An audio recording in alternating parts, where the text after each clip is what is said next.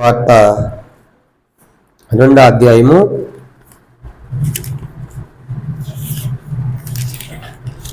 లూకాసు వార్త 2వ అధ్యాయం 8వ వచనం నుండి 20వ వచనం వరకు మనం మార్చి చదువుకుంటాం.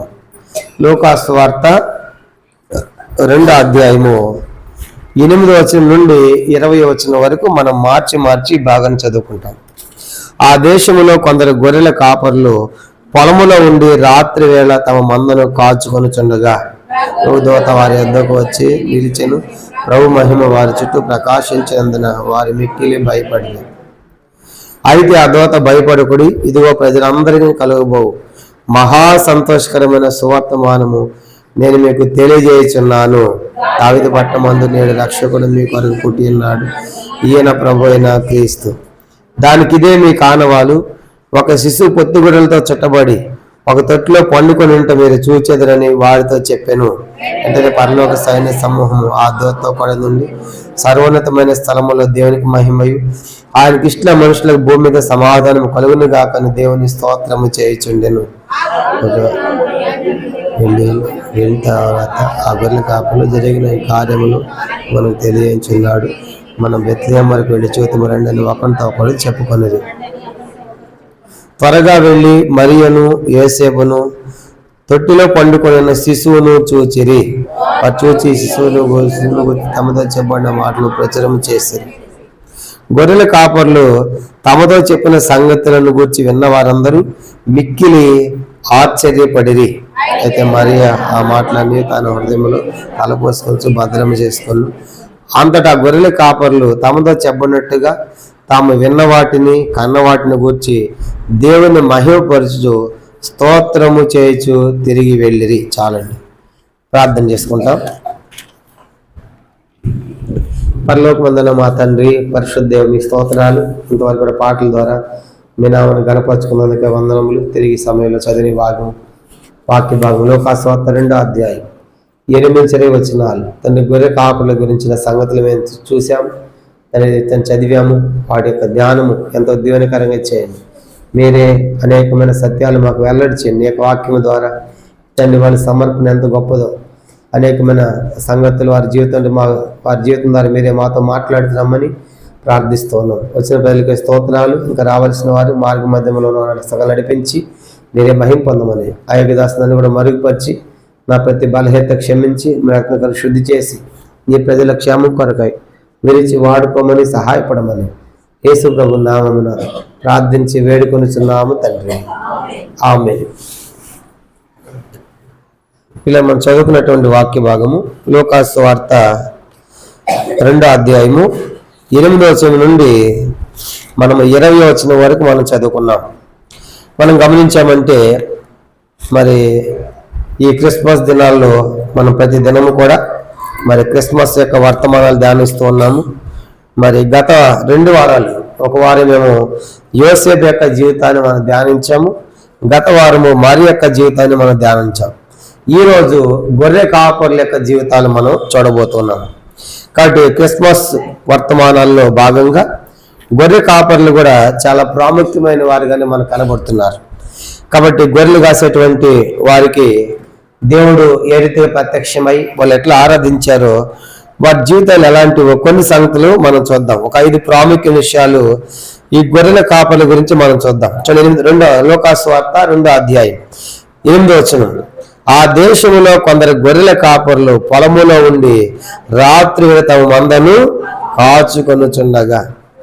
కాబట్టి గొర్రెల కాపర్లు అనగానే బైబిల్లో కూడా ఐగుప్తీయులకి గొర్రె కాపర్ అంటే చాలా హేయమైన వారు కనుక గొర్రెలు కాసే వాళ్ళ అని చెప్పేసి హేయమైన వారిగా, నీచమైన వారిగా వారిని ఎంచుతూ ఉంటారు.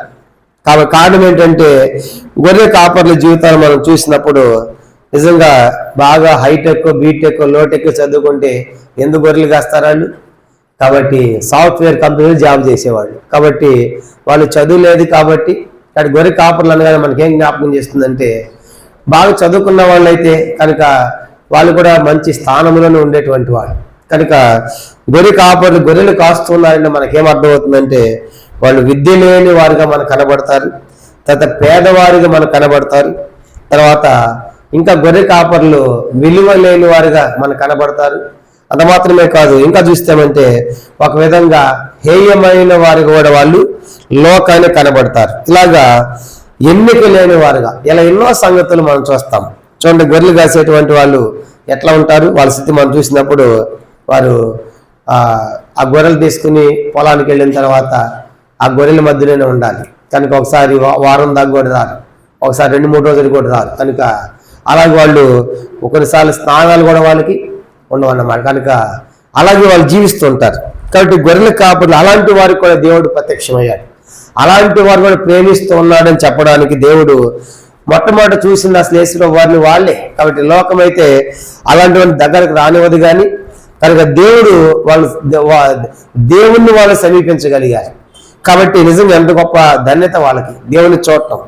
అంత మాత్రమే కాబట్టి మనకేం జ్ఞాపకం చేయబడింది, మొదటిగా గొర్రె కాపర్ల యొక్క స్థితి మనం చూసినప్పుడు వాళ్ళు లోకములో విలువ లేని వారిగా, లోకములో ఎన్నిక లేని వారిగా, లోకములో హేయమైన వారిగా, లోకములో విద్య లేని వారిగా, ఇంకా చెప్పాలంటే లోకములో తక్కువ స్థాయి అధములుగా వాళ్ళు కనబడతారు. కనుక అలాంటి వారిని కూడా దేవుడు ప్రేమించి అలాంటి వారికి మొట్టమొదటి వార్త పంపించాడు దూత ద్వారా. కాబట్టి అందుకే దూత వెళ్ళి ఏమని చెప్పిందంట, ప్రభు దూత 9వ వచనం, లోకాసువార్త 2వ అధ్యాయం 9వ వచనం, ప్రభు దూత వారి యొద్దకు వచ్చి నిలిచిన ప్రభు మహిమ వారి చుట్టూ ప్రకాశించిన వారు మిక్కే భయపడ్డారు. ఇప్పుడు అలాంటి గొర్రె కాపర్ల యొద్దకు పరలోకం నుండి దూత వచ్చింది. కానీ ఎక్కడి నుంచి వచ్చిందండి ఈ దూత? పరలోకం నుండి. అంటే దేవుడు వాళ్ళని ప్రేమిస్తున్నాడు. కాబట్టి నిజంగా లోకం వాళ్ళ దగ్గరికి రానిపోయినా, తృణీకరించిన, నిరాకరించిన దేవుడు మాత్రం ప్రేమించేవాడు అనే విషయం మనకు అర్థమవుతుంది. అందుకే మనం కూడా గొర్రె కాపర్ల వల్లే మన స్థితి కూడా ఎలాగుందంటే, 1 కొరింథీ పత్రిక 1వ అధ్యాయం. ఒకప్పుడు మనం కూడా ఎట్లా ఉన్నామంటే అదే కేటగిరీకి చెందినటువంటి వారిగా మనం కనబడతాం. 1 కొరింథీ పత్రిక 1వ అధ్యాయం, కొరింథీయులకు రాసిన 1వ పత్రిక 1వ అధ్యాయం 27వ వచనం నుంచి ఇలాగ రాయబడింది. 1 కొరింథీ పత్రిక 1వ అధ్యాయము 27వ వచనం నేను చదువుతున్నాను, 27 నుంచి. ఏ శరీరం దేవుని ఎదుట అత్యంపుకున్నట్లు దానిలోని సిగ్గుపరచుటకు లోకములో నుండి వెర్రి వారిని దేవుడు ఏర్పరచుకొని ఉన్నాడు. బలవంతులైన వారిని సిగ్గుపరచకు లోకములో బలహీనులైన వారిని దేవుడు ఏర్పరచుకొని ఉన్నాడు. ఎన్నికైన వారిని వ్యర్థం చేయటకు లోకములో నీచులైన వారిని, తృణీకరించబడిన వారిని, ఎన్నికలైన వారిని దేవుడు ఏర్పరచుకొని ఉన్నాడు. గమనించామంటే నిజంగా దేవుని యొక్క ఏర్పాటు ఎంత గొప్పదంటే, లోకములో ఎందుకు పనికిరాని, ఎన్నిక లేని వారు, నీచులైన వారు, తృణీకరించబడిన వారు, బలహీనులైనటువంటి వారు, ఇలాంటి వారిని దేవుడు ఇలాంటి వారిని ఎవరు కోరుకుంటారు లోకంలో? కాబట్టి ఎవరు కోరుకోరు. అలాంటి దేవుడు అలాంటి జాబితాలో మనల్ని ప్రేమించాడు. కాబట్టి ప్రభావం మేము కూడా ఒకప్పుడు గొర్రె కాపర్ల వారి, ఎన్నిక లేని వాడిని, హేయమైన వాడిని, పేదవాడిని కనుక, విలువ లేని వాడిని కనుక, నీచోడిని, తృణీకరించబడినటువంటి వాడిని, అలాంటి నన్ను నువ్వు కోరుకున్నందుకే నీ స్తోత్రం అని మనం దేవుని ఎలుగెత్తి ఆరాధించాలి. నిజంగా కొన్నిసార్లు దేవుని యొక్క ఆలోచనలు మనకు ఆశ్చర్యం కలిగిస్తాయి. గుంటూరు దగ్గర పెద్ద కాకాని అని ఒక చిన్న ఊరు ఉంది, పెద్ద కాకాని. అక్కడ దైవజనులు రాజారావు గారు అని ఆయన ఒక దైవ సేవకుడు ఉన్నాడు. ఆయన చాలా పుస్తకాలు రాశాడు. బైబిల్ గ్రంథం మీద 66 పుస్తకాలు రాశాడు. ప్రతి పుస్తకం గురించి వివరణ ఆయన గ్రంథం రాశాడు. ఆయనకి చదువు రాదు, చెప్పడం రాదు, ఆయనకి చదువు రాదు, రాయలేడు కూడా. కనుక దేవుడు ఎట్లా వాడుకున్నాడంటే ప్రతి గ్రంథం మీద పుస్తకం రాశాడు. ఆది కాండం మీద, నిర్గమకాండం మీద, అలాగా 66 పుస్తకాల మీద చదువు లేని వ్యక్తిని దేవుడు వాడుకుంటే పక్కన వేరే వాళ్ళు కూర్చోబెట్టి దేవుడు చెప్తా ఉండా ఇచ్చినవన్నీ ఆయన రాసేవాడు. ఇప్పుడు ఆయన పుస్తకాలు ఎంత అద్భుతంగా రాశాడంటే చదువుకున్న వాళ్ళకు కూడా తెలియదు ఆ జ్ఞానం. మనం ఆశ్చర్యపోతాం. దేవుని యొక్క ఎన్నిక నిజంగా చదువు లేనటువంటి అలాంటి వారిని ఎన్నుకోవటం అంటే ఎంత గొప్ప సంగతి. అందుకే యేసు శిష్యులు కూడా ఎలాంటి వారంటే విద్య లేని పామర్లే. కనుక అలాంటి వాళ్ళే మహాసభకి స్వార్థ చెప్తారు, సన్హెడ్రిన్ సభకి, సుప్రీంకోర్టు లాంటిది. అలాంటి వాటి దగ్గరికి వెళ్ళి స్వార్థ చెప్పడం అంటే సామాన్యమైన సంగతి. కాబట్టి ఇవన్నీ ఆలోచించినప్పుడు నిజంగా దేవుడు సామాన్యమైన ప్రజలు ఎన్నుకొని ఎంత గొప్ప సేవ జరిగిస్తూ వచ్చాడు. కాబట్టి అందుకే దేవుడికి కావాల్సింది ఎలాంటి వారంటే దేవుని యొక్క ఏర్పాటు చేసుకునే జాబితా మనం చూసినప్పుడు ఎన్నిక లేని వారు, ఇలాంటి గొర్రె కాపర్లకు అవసరం. అంటే అలాంటి వారు నేను ప్రేమిస్తున్నానని చెప్పడానికి అలాంటి వారి దగ్గరికి మొట్టమొదటి దూత వెళ్ళి వాళ్ళకి వార్త చెప్పింది. కానీ మొదటి విషయము గొర్రె కాపర్లుగా ప్రభు నేను కూడా విలువ లేని వాడుగా, ఎన్నిక లేని వాడుగా ఉంటూ ఉండగా నన్ను ఎన్నుకొని నన్ను ఏర్పరచుకొని నన్ను కోరుకున్నందుకై నీకు స్తోత్రము అని మన ప్రభువును ఎలుగెత్తి ఆరాధించవలసిన వారికి ఉన్నాం. ఇది మొదటి ప్రాముఖ్యమైన సంగతి. రెండో చూడండి, గొర్రె కాపరి గురించి రెండో సంగతి. లోకాసు వార్త 2వ అధ్యాయం. లోకాసు వార్త 2వ అధ్యాయం మనం గమనించామంటే వాటిలో 2వ లక్షణం మనం చూద్దాం. లోకాసు వార్త 2వ అధ్యాయము 8వ వచనం. ఆ దేశంలో కొందరు గొర్రెల కాపర్లు పొలములో ఉండి రాత్రులు తమ మందను కాచుకొని చిన్నగా. రెండవదిగా వాళ్ళ స్థితి ఎట్లా ఉందంటే పొలములో ఉన్నారని రాయబడింది. ఎక్కడ ఉన్నారంటే వాళ్ళు పొలములో ఉన్నారు. పొలం ఏం తెలియజేస్తా ఉంది? మత్తయి సువార్త 13వ అధ్యాయం. పొలములో ఉంటామంటే మత్తయి సువార్త 13వ అధ్యాయము. మత్తయి సువార్త 13వ అధ్యాయం 38వ వచనము ఇలాగ రాయబడింది. మత్తయి సువార్త 13వ అధ్యాయము 38వ వచనం మనం చదువుదాం. 13:38 చదవండి. పొలము లోకము. చాలు, పొలం ఏంటంట? లోకం. వాళ్ళు పొలములో ఉన్నారంటే ఎక్కడ ఉన్నారంటే వాళ్ళు లోకములో ఉన్నారు. కనుక లోకములో ఉందంతా ఈ శరీరాశ, నేత్రాశ, జీవటము. కానీ ఇప్పుడు పొలములో నుండి అంటే దేవుడు వారిని లోకములో నుండి వారిని కోరుకుంటున్నాడు, లోకములో నుండి ఏర్పరచుకుంటున్నాడు. అందుకే మన విషయంలో కూడా దేవుడు అదే మాట చెప్తున్నాడు. యోహాను సువార్త 15వ అధ్యాయం. ఆయన ఏమన్నాడంటే, యోహాను సువార్త లోకములో ఉన్న మనలను దేవుడు కోరుకుంటున్నాడు. యోహాను సువార్త 15వ అధ్యాయము 16వ వచనం మొట్టమొదట. యోహాను సువార్త 15వ అధ్యాయం 16వ వచనం. మీరు నన్ను ఏర్పరచుకొనలేదు, మీరు నా పేరు తండ్రిని ఏమి అడుగుదురు అది ఆయన మీకు అనుగ్రహించినట్టు మీరు వెళ్ళి ఫలించుటకును మీ ఫలము నిలిచుటకును నేను మిమ్మల్ని ఏర్పరచుకొని. కాబట్టి మీరు నన్ను ఏర్పరచుకోలేదు, నేనే మిమ్మల్ని ఏర్పరచుకొని. ఎక్కడి నుంచి? 19వ వచనం కింద 19. మీరు లోక సంబంధులైన లోకము తన వారిని స్నేహించును, అయితే మీరు లోక సంబంధులు కాదు, నేను మిమ్మల్ని లోకములో నుండి ఏర్పరచుకుంటుంది. కాబట్టి వాళ్ళు కూడా పొలం అంటే లోకం. కాబట్టి లోకములో నుండి గొర్రె కాపలు దేవుడు ఏర్పరచుకున్నట్లుగా మనల్ని కూడా దేవుడు లోకములో నుండి, లోకం ఆశ, లోకం యొక్క పోకడ, లోకం యొక్క కోరికలు, ఇచ్చలు ఒక దినం ఈ లోకము నశించుతుంది. కనుక దీని దేవుడు మనం వేరుపరిచాడు. అందుకే లోకములో నుండి మనం వేరుపరిచినందుకు కానీ మనం దేవుణ్ణి ఆరాధించాలి. ఇప్పుడు వాళ్ళు పొలములో లేరు. దూత వచ్చిన తర్వాత పొలములో నుంచి ఎక్కడికి వచ్చారు? వాళ్ళు పొలములో ఉన్నటువంటి వారు పశువుల పాకలోకి వచ్చారు. ఎక్కడికి వచ్చారంటే వాళ్ళు కనుక పొలాన్ని విడిచిపెట్టి, గొర్రెలను విడిచిపెట్టి పొలములో ఉన్నటువంటి వారే కానీ పశువుల పాకలోకి వచ్చారు. పశువుల పాకలు ఎవరున్నారంటే యేసు ప్రభు ఉన్నారు. కాబట్టి వాళ్ళు పొలాన్ని విడిచి ప్రభువును సమీపించారు. కాబట్టి రెండవదిగా మనం కూడా ప్రభా లోకము, పొలం అనేటువంటి లోకములో నేను కూడా ఉంటుండగా నన్ను మీరు ఏర్పరచుకొని కనుక పశువుల పాక ప్రభు ఉన్నటువంటి స్థలానికి మనం తీసుకొచ్చినందుకు ఆయనకి స్తోత్రం. మనం దేవుని ఎలుగెత్తి ఆరాధించవలసిన వారు ఉన్నాము. ఇది రెండవ ప్రాముఖ్యమైన సంగతి. కనుక లోకములో నుండి, లోకం యొక్క ఇచ్చల నుండి, కోరికలను దేవుడు మనల్ని వేరుపరిచాడు. కాబట్టి మనం లోక సంబంధులము కాదు అంటాడు. కనుక లోక సంబంధులు కాదు. మొదటి యోహాను పత్రిక 4వ అధ్యాయం. మొదటి యోహాను పత్రిక. కనుక మొదటి యోహాను పత్రిక ఆయన విశ్వాసం ఉంచిన వారు, ఆయన రక్తంతో కడగబడినటువంటి వారు లోక సంబంధులు కారు. మొదటి యోహాను పత్రిక 4వ అధ్యాయము మనం గమనించామంటే 5-6 వచనాలు. మొదటి యోహాను పత్రిక 4వ అధ్యాయం 5-6 వచనాలు. వారు లోక సంబంధులు కనుక లోక సంబంధులు అయితే మాట్లాడరు, లోకము వారి మాట వినను.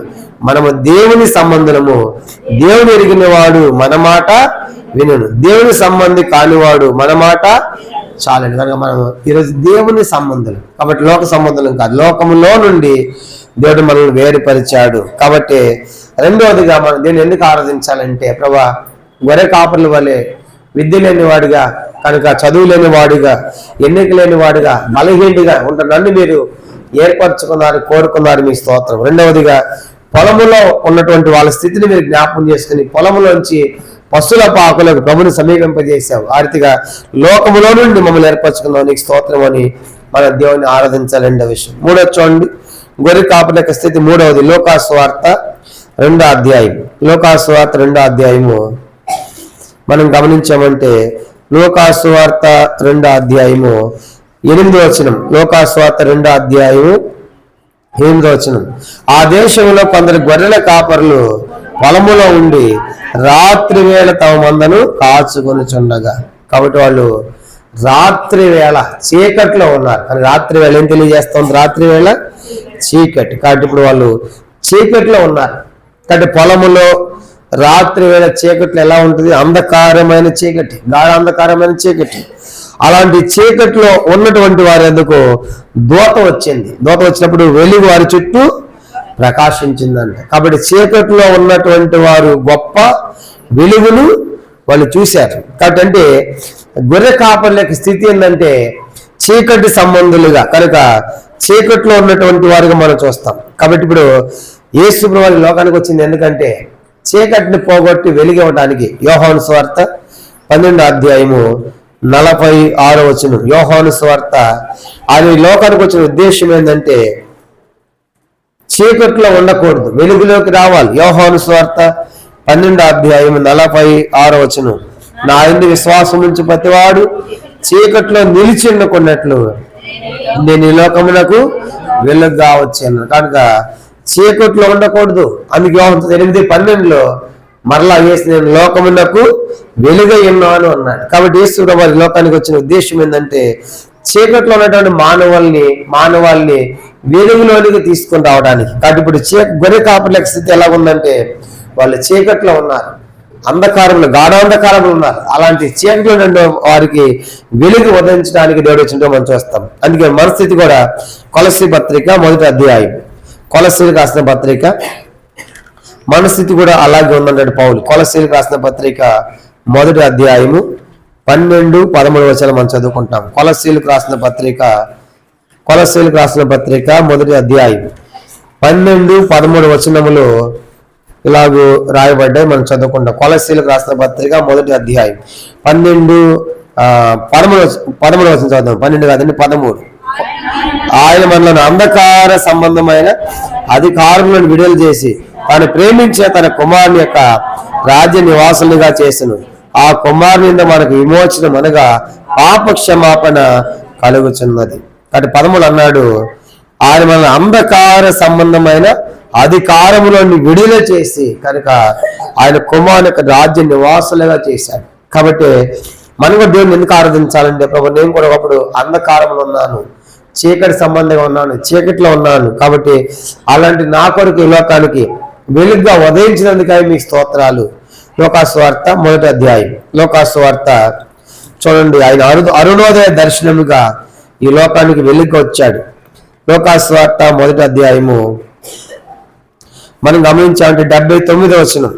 లోకాసు వార్త 1వ అధ్యాయము 79లో చివరి లైన్, చీకటిలోను మరణఛాయలోను కూర్చుండి వారికి వెలుగుచుట్టుకాయ ఆ మహావాత్సల్యాన్ని బట్టి పైనుండి ఆయన మనకు అరుణోదయ దర్శనము అనుగ్రహించారు.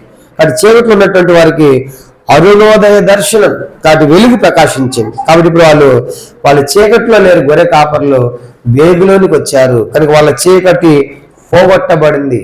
అందుకే దావీదు అంటాడు 18వ కీర్తనలో, ఆయన నా చీకటిని వెలుగ్గా కీర్తన 18 చూడండి, 18వ కీర్తన దావీదు అంటాడు మన చీకటి బ్రతుకులను ఆయన వెలుగ్గా చేసేవాడు. కీర్తన 18 మనం గమనించామంటే 18వ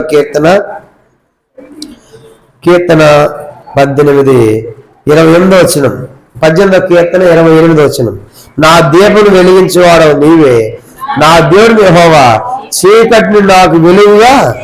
కాబట్టి నేను చీకట్లో, మన చీకటిని ఆయన వెలుగుగా చేశాడు. కాబట్టి ఈరోజు మనము వెలుగు సంబంధులం. అందుకే దేవుడు మనము ఆరాధించాలి. ఎందుకంటే దేవుడి వెలుగు. 1:5 అంటాడు దేవుడి వెలుగై ఉన్నాడు. కాబట్టి ఈరోజు చీకట్లో ఉన్నటువంటి అందరూ కూడా వెలుగులోకి తీసుకొని రాబడ్డారు. అందుకే వెలుగులోకి వచ్చిన వారు ఏం చేయాలంటే 1 పేతురు పత్రిక 2వ అధ్యాయం, చీకటి పోగొట్టి వెలుగులోకి వచ్చినటువంటి వారు చేయవలసిన పని ఏంటంటే ఆయన గుణాతిశయములను మనము ప్రచురము చేయాలి. 1 పేతురు పత్రిక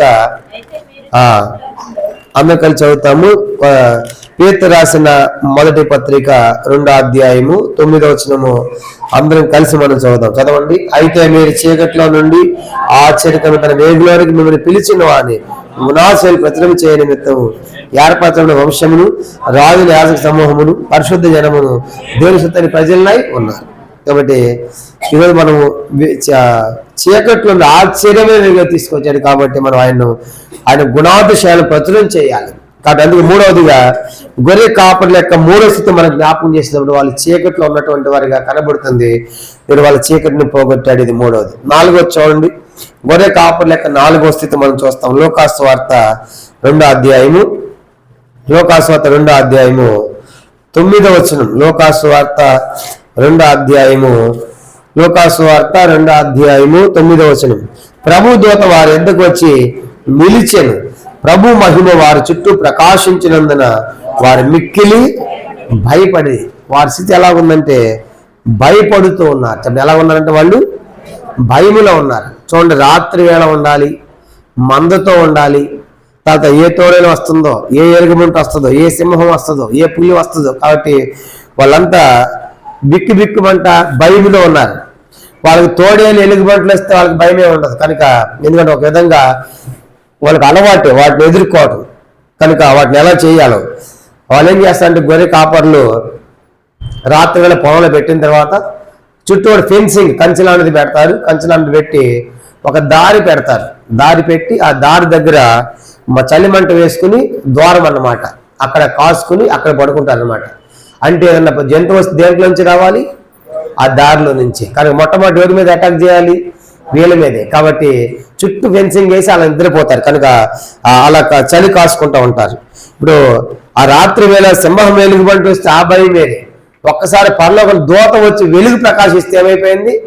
అమ్మ భూతమ్మ దయ్యం అన్నట్టుగా భయపడతా ఉంటే చూడండి, ఆ చీకటి వేళలో మనకు కనుక అలాంటి వెలుగు వస్తే మనం కూడా ఏం చేస్తాం? దూతానికి మొట్టమొదటి దయ్యం అనుకుంటాం కనుక వామ రాత్రి పుట్టింది ఇంత వెలుగు వచ్చిందని భయపడతాం. కాబట్టి అయితే ఆ దూతను మీరు భయపడకుడి కనుక నేను ప్రజలందరూ కలిపి మహా సంతోషం వార్త నేను తీసుకొచ్చాను అని మాట్లాడుతుంది. కాబట్టి గొర్రె కాపర్ల స్థితి మనకు జ్ఞాపకం చెంది. నాలుగవదిగా వాళ్ళు భయములో ఉన్నారు. దేంట్లో ఉన్నారంటే వాళ్ళ స్థితి భయములో. కాబట్టి ఈనాడు లోకం అంతా కూడా మనుషులందరూ ఏ భయంతో ఉన్నారంటే, ఏ భయం ఉన్నా లేకపోయినా ఒక భయం అయితే మాత్రం ప్రతి మనిషికి ఉంది. ఏంటంటే అది ప్రాణ భయం. ఏంటంట అది చనిపోతాం అంటే చాలు కనుక ఎంత భయమో. కానీ చనిపోతానా ఎంత భయం. అందుకే మనుషులందరూ కూడా ప్రాణ భయములు ఉన్నారు. హెబ్రీ పత్రిక 2వ అధ్యాయం. యేసు ప్రభువారు ఆ మరణ భయం తొలగించని వచ్చాడు. హెబ్రీ పత్రిక 2వ అధ్యాయము 14-15 వచనాలు. హెబ్రీలకు రాసిన పత్రిక 2వ అధ్యాయము 14-15 వచనం మనం చదువుదాం. కాబట్టి ఆ పిల్లలు రక్తమాంసములు గలవారైనందున ఆ ప్రకారమే మరణము యొక్క బలము గలవాన్ని అనగా అపవాదిని మరణం ద్వారా నశింపజేయటకు జీవితకాలం అంతా ఈ మరణ భయం చేత దాస్యమును లోబడి విడిపించుటకును ఆయనతో కూడా రక్తమాంసముల్లో. కాబట్టి మరణ భయం చేత దాస్యముకు లోబడి విడిపించాలని యేసు వారు రక్త మాంసాలతో వచ్చాడు. కారణం ఏంటంటే శరీరం దానికి ఎందుకు వచ్చాయంటే ఆయన జీవితకాలం అంతా మరణ భయములో ఉన్నారు. ఆ మరణ భయం పోగొట్టడానికే ఆయన లోకానికి వచ్చాడు. కాబట్టి వచ్చి ఆయన మరణాన్ని మింగివేశాడు. అందుకే మనం దేవుణ్ణి ఆరాధించాలి. ఇది 4వ ప్రాముఖ్యమైన సంగతి. ఈరోజు యేసుని నమ్మిన వారికి ఏ భయం లేదు, మరణ భయము లేదు కనుక మరణిస్తే మేము ప్రభుతో ఉంటాం. ఎందుకంటే యెహోవా భక్తుల మరణం అనే దృష్టికి విలువ కలిగింది కనుక ఈరోజు మరణం అంటే ఒకప్పుడు భయపడ్డాము. ఈరోజు మరణ భయాన్ని తొలగించాడు. మరణం అంటే ఒక క్రైస్తవునికి ఏంటంటే అది ఒక ధన్యత, ఒక ప్రమోషన్. దేవుడు అంటాడు యెహోవా భక్తుల మరణము చాలా యెహోవా దృష్టికి విలువైనది అంటాడు. అంటే నా బిడ్డలు నా దగ్గరికి వచ్చేస్తున్నారు కానీ ఈరోజు మరణ భయం లేదు మనకు. కనుక చనిపోతే ప్రభువుతో ఉంటామని నిరీక్ష మనకు అనుగ్రహించాడు. కాబట్టి ఈ గొర్రె కాపర్లు కూడా ఒకప్పుడు భయములో ఉన్నారు. కానీ మన జీవితాల్లో కూడా ఎన్నో రకాల భయాలు ప్రతి దినము కూడా. అందుకే దావీదు అంటాడు 34వ కీర్తనలో యెహోవా నాకు కలిగిన భయములన్నిట్లో నన్ను తప్పించని ఉంటాడు. కాబట్టి అందుకే మనం దేవుడిని ఆరాధించాలి. ప్రతి దినము కూడా దేవుడు మనకి అభయహస్తం ఏంటంటే భయపడకుడి కనుక ఆ రీతిగా ప్రభు మన భయమును తొలగించేవాడు. ఇది 4వ ప్రాముఖ్యమైన సంగతిగా మనకు జ్ఞాపకం చేయబడుతుంది. ఇప్పుడు 4 విషయాలు చూసాం. మొదటి గొర్రె కాపర్లు విలువ లేని వారు, హేయమైన వారు, విద్య లేని వారు, అధములు. ఇలాగ మనం చూసామంటే ఎన్నిక లేని వారు. ఎలాంటి వారు అంటే వాళ్ళ లోకానికి ఎన్నిక లేని వారికి దేవుడు కనబరుచుకున్నాడు. రెండవది వాళ్ళు పొలములో ఉన్నారంటే లోకములో ఉన్నారు. ఇప్పుడు వారి పొలములో నుంచి పశువుల పాకలకు ప్రభు వచ్చారు. లోకములో నుండి వాళ్ళు వేరు చేయబడుతున్నారు. మనస్థితి కూడా అలాగే ఉంది. మూడవదిగా వాళ్ళు రాత్రి వేళ చీకట్లో ఉన్నారు. ఇప్పుడు వాళ్ళ చీకటిని పోగొట్టి దేవుడు వారికి వెలుగు అనుగ్రహించాడు. కానీ దేవుడు కూడా మన చీకటి పరిస్థితులను తొలగించి వెలుగులో తీసుకొచ్చేందుకు ఆయన దేవుని ఆరాధించాలి. నాలుగో సంగతి, వాళ్ళు భయములో ఉన్నారు. ఎప్పుడైతే ఆ దూత వచ్చింది, ఇప్పుడు వాళ్ళ భయాన్ని పోగొట్టింది. భయం పోయి వాళ్ళకి ఏమొచ్చింది? ఇప్పుడు సంతోషం. జయం వచ్చిందని భయం పోయిన తర్వాత సంతోషం వచ్చింది. కాబట్టి భయం తొలగి సంతోషం అనుగ్రహించాడు. నాలుగోది. ఐదోది ఆఖరి చూద్దాము. వాళ్ళు ఎట స్థితిలో ఉన్నారంటే, ఆ గొర్రె కాపర్లు స్థితిని మనం గమనించినప్పుడు వాళ్ళు సమాజానికి ప్రజలకి దూరముగా ఉండేటువంటి వాళ్ళు. సమాజానికి దూరముగా, ఏదో పొలాల్లో అడవుల్లో కొండల్లో గొర్రెలు కాస్తూ ఉంటారు. కాబట్టి సమాజానికి మనుషులకి దూరంగా ఉంటారు. ఇప్పుడు విశాఖపట్నము పాడేరు ఆ ప్రాంతాలు వెళ్ళాం. ఆ ప్రాంతాలు వెళ్ళినప్పుడు ఉన్నాం కదా, 2-3 రోజులు వెళ్ళాం కదా. కనుక ఆడ ఫోన్ సిగ్నల్స్ కూడా సరిగా లేవు. కొన్ని ఇంటీరియర్ ప్లేస్కి వెళ్తే, లోపలికి వెళ్తే వచ్చిన వాళ్ళందరూ తెలుసు. కనుక ఎట్లా ఉంది అసలు ఆ ప్రపంచము, మిగతా వాళ్ళతో సంబంధము లేనట్టుగానే ఉన్నారు. అక్కడ కనుక ఉంటే మనకు అర్థమైంది. కనుక ఈ ప్రపంచంలో ఏం జరుగుతుందో వాళ్ళకేం తెలియదు. కనుక ఆ స్థితిలో ఉంటే, కనుక లోపలికి వెళ్ళి ఉంటా కనుక ఇప్పుడు కొంచెం పర్వాలేదు, నెట్వర్క్లో వచ్చినాయి. కానీ కనుక ఆ కొండల్లో గుట్టల్లో ఉన్నటువంటి వాళ్ళ పరిస్థితిగా ఇక ప్రపంచంతో వాళ్ళకి సంబంధం ఏమీ లేదు. అలా ఉంటుందన్నమాట. కానీ గొర్రె కాపర్లు కూడా ఆ కొండల్లో గుట్టల్లో లోయల్లో వాళ్ళు వెళ్ళి గొర్రెలు కాసుకుంటా, కనుక వాటిని మేపుకుంటా వాళ్ళ స్థితి ఎలా ఉంటుందంటే, ఆ సమాజానికి కనుక సొసైటీకి అంతటి వాళ్ళు దూరంగా ఉంటారు. కనుక చాలా విషయాలు వాళ్ళకి తెలియదు కూడా కొన్నిసార్లు. కనుక ఎట్లా ఉంటారంటే, వాళ్ళు ఈ కొండ మీద ఒకరు ఉంటాడు, ఆ కొండ మీద ఒకరు ఉంటారు. ఎట్లా వాళ్ళు కలుసుకుంటారంటే, ఈ కొండ నుంచి మామో అని కేకేస్తా ఉంటే అక్కడ నుంచి ఆ మామో అంటాడు అనమాట. చూసారా? కాబట్టి వాళ్ళ శబ్దాలు కూడా కలుసుకోవడానికి కూడా ఈ కొండ ఎక్కంటే ఆ కొండ మీద వినపడుతుంది అనమాట. కాబట్టి ఎట్లా సాధ్యమవుతుంది అది అంటే, గాలిలో మీథేన్ అనే ఒక పదార్థం ఉంటుంది. మీథేన్ అనేది అదేం చేస్తుందంటే వాయిస్ తీసుకుని పోతా ఉంది. అది సముద్ర తీరాలు ఎక్కువ ఉంటుంది. అటు కొండ ప్రాంతాల్లో కొన్ని పలుకురాళ్ళు అని ఉంటాయి. పలుకురాళ్ళు అని అవి ఏం చేస్తాయంటే మాటను ధ్వనింపజేస్తాయి. చెప్పిన మాట మరలా ఆ రింగులు ఎట పోతుందో అలాగా ధ్వనింపజేస్తుంది అనమాట. అందుకే ఆ కొండ మీద ఒకడు ఉంటే, ఈ కొండ మీద ఒకడు ఉంటే కనుక గొర్రె కాపర్లు అట్లా వాళ్ళు సమాజానికి దూరంగా ఉన్నటువంటి వాళ్ళు. ఈరోజు ఇప్పుడు ఈ దూరం వచ్చిన తర్వాత ఆ గొర్రెలను విడిచిపెట్టారు. కానీ ఎక్కడ నుంచి కలిశారంటే వాళ్ళు ఇప్పుడు పశువుల పాకలకు వచ్చారు. పశువుల పాకలు ఎవరున్నారు? మరియమ్మ, యేసు ఉన్నారు. ఇంకెవరున్నారు? పరలోకి వచ్చేటటువంటి దూతలు ఉన్నారు. ఎంత గొప్ప ఆధిక్యత! సమాజంతో లేనటువంటి ఈ గొర్రె కాపర్లకు ఈరోజు దూతల మధ్యలో, కానీ మరియమ్మ యేసేపు మధ్యలో వెళ్ళి ప్రభువును చూశారంటే ఎంత గొప్ప ఆధిక్యత! మొట్టమొదటి ప్రభు వాళ్ళకి కనపడ్డాడు, వాళ్ళు వెళ్ళి చూశారు. కాబట్టి ఎందుకు వాళ్ళకి ఇచ్చిన మొదటి ఆధిక్యత అంటే, జ్ఞానుల తర్వాత వచ్చారు. జ్ఞానులు సుమారుగా 2 సంవత్సరాల బాలును చూశారు. కానీ గొర్రె కాపర్లు మాత్రం అప్పుడే పుట్టిన శిశువును చూశారు. ఎందుకు వ్యత్యాసం అంటే, జ్ఞానుడు ప్రత్యక్షమై రక్షణ పుట్టాడని చెప్పి అనుకోండి, అట్లెట్లా పుడతాడు, ఎక్కడ రాయబడింది, ఎలా చేయాలి, జ్ఞానులు కాబట్టి వాళ్ళకి అన్నీ కావాలి డీటెయిల్స్. కానీ గొర్రె కాపర్లు చదువు లేని వాళ్ళు కాబట్టి దోతపక్షమే చెప్పడం వెంటనే ఏం చేశారంటే వాళ్ళు మొత్తము నమ్మేశారు. అందుకే వాళ్ళు వెంటనే వెళ్ళి ప్రభుని కలుసుకున్నారు. కాబట్టి వాళ్ళ స్థితి ఎలా ఉందంటే, ఐదోది ఆఖరిది, సమాజం దూరం ఉన్నటువంటి ఆ గొర్రె కాపర్లు ఈరోజు సమాజానికి దగ్గర అయిపోయిన వాళ్ళు. కనుక ప్రభుకి సమీపంగా వచ్చారు. మన స్థితి కూడా మన పాపాన్ని బట్టి మనం దేవునికి దూరస్థలైపోయారు. కనుక అలాంటి మనల్ని యేసు ప్రభు వారు తన రక్తము చేత మనల్ని సమీపస్తులుగా చేశాడు. చూడండి, ఎఫెసీ పత్రిక 2వ అధ్యాయం. ఎఫెసీ పత్రిక 2వ అధ్యాయము అపోస్తలుడైన పౌలు ఎఫెసీయులకు రాసిన పత్రిక 2వ అధ్యాయం. దూరస్తులైనటువంటి మనలను యేసు ప్రభు వారు తన స్వరక్తము చేత,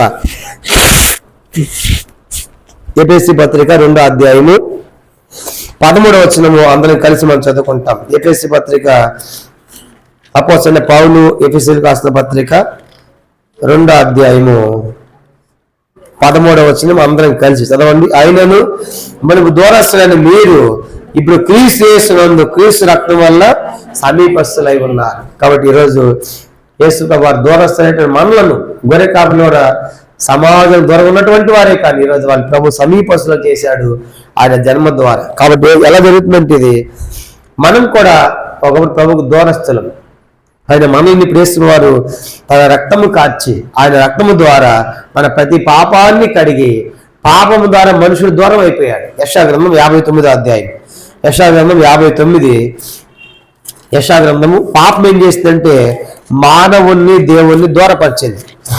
అందుకే ఆదాము కూడా దేవుని దొండలేకపోయాడు. యెషయా గ్రంథం 59వ అధ్యాయము 1వ వచనం. 59:1 రక్షింపనేరకున్నట్లు యుహాస్తము కొరచ కాలేదు, పెన్నేరకున్నట్లు ఆయన చెవులు మందము కాలేదు. మీ దోషములు మీకును మీ దేవునికి అడ్డముగా వచ్చను, మీ పాపములు ఆయన ముఖమును మీకు మరుగుపరచగలిగి ఆయన ఆలకింపుకున్నాడు. కానీ మన పాపాలు మనకి దీనికి అడ్డంగా వచ్చాయి కాబట్టి దూరం అయిపోయాం. ఇప్పుడు ఎట్లా సాధ్యమైందంటే దగ్గర ఆయన రక్తము ద్వారా, యేసు రక్తం ప్రతి పాపములు మనం కడిగి పవిత్రులుగా మన పాపాన్ని కడుగుడు ద్వారా ఇప్పుడు మనం ఎవరు అంటే దేవునికి సమీపస్తులము. ఎఫెసీయులు 2:13 ప్రకారం. కాబట్టి అందుకే మనం దేవుణ్ణి ఆరాధించాలి, మహిమపరచాలి. ఇప్పుడు ఆ గొర్రె కాపరి ఏం చేశారంటే ఇవన్నీ పొందారు కనుక ప్రభు ఒకప్పుడు మేము విలువ లేని వారం, ఎన్నిక లేని వారం, హేయమైన వారం కనుక ఇలాంటి మమ్మల్ని కోరుకున్నాను ఈ స్తోత్రము. రెండవదిగా మేము పొలం అనేటువంటి లోకంలో ఉన్నాం, లోకంలో నుండి మమ్మల్ని ఏర్పరచావు నీకు స్తోత్రము. మూడవది రాత్రి వేళ చీకటి మా బ్రతుకులు చీకటి బ్రతుకులను వెలుగుగా చేసావు అని చెప్పేసి వాళ్ళు ఆరాధిస్తున్నారు. నాలుగోది మా భయాన్ని పోగొట్టావు, మాకు సంతోషం ఇచ్చావు ఆరాధిస్తున్నారు. అదే ఆఖరిది ఎక్కడో వెలుపల దూరంగా సమాధానం ఉండవలసిన మమ్మల్ని ఈరోజు మమ్మల్ని మీ రక్తంలో సమీపసులు చేసినందుకని స్తోత్రం అని వాళ్ళు ఏం చేశారు దేవుణ్ణి. లోకాసువార్త 2వ అధ్యాయం. లోకాసువార్త 2వ అధ్యాయం చూడండి. వాళ్ళు ఏం చేస్తున్నారంటే ఇప్పుడు వాళ్ళ స్థితిగతులు మారిపోయినాయి కాబట్టి వాళ్ళు దేవుణ్ణి ఏం చేస్తారని మహిమపరుస్తూ ఉన్నారు. లోకాసువార్త 2వ అధ్యాయము 20వ వచనం. లోక 2:20. అంతటా ఆ గొర్రెల కాపరులు తమతో చెప్పనట్టుగా తాము విన్న వాటిని కన్న వాటిని గూర్చి దేవుణ్ణి మహిమపరచుచు స్తోత్రము చేయొచ్చు తిరిగి. అది వాళ్ళ ఆరాధన. కానీ ఇప్పుడు వాళ్ళు దేవుణ్ణి మహిమపరచుచున్నారు. ఎందుకంటే ప్రభా మేము గొర్రెలకు ఎన్నికలని మమ్మల్ని ఏర్పరచుకున్నావు ప్రభా, మేము లోకంలో ఉన్న మమ్మల్ని నువ్వు ప్రత్యేకించావు, మా యొక్క చీకటిని పోగొట్టావు, మా భయాన్ని పోగొట్టావు, కనుక మమ్మల్ని సమీపస్తులుగా చేశావు, కాబట్టి నేను చూసే భాగ్యం మాకు అనుగ్రహించావు అని చెప్పేసి వాళ్ళు దేవుణ్ణి మహిమపరిచి ఆరాధించారు. కాబట్టి ఉదయకాలం మనం కూడా ఈ వాక్య పెరుగులో గొర్రె కాపరులకు మనం కూడా దేవుని ఆత్మతో సత్యముతో ఆరాధించినట్లుగా ప్రభు తన కృప మనకు దయచేయను గాక. ప్రభు ఈ వాక్యాన్ని దీవించును గాక. లేచి నిలబడి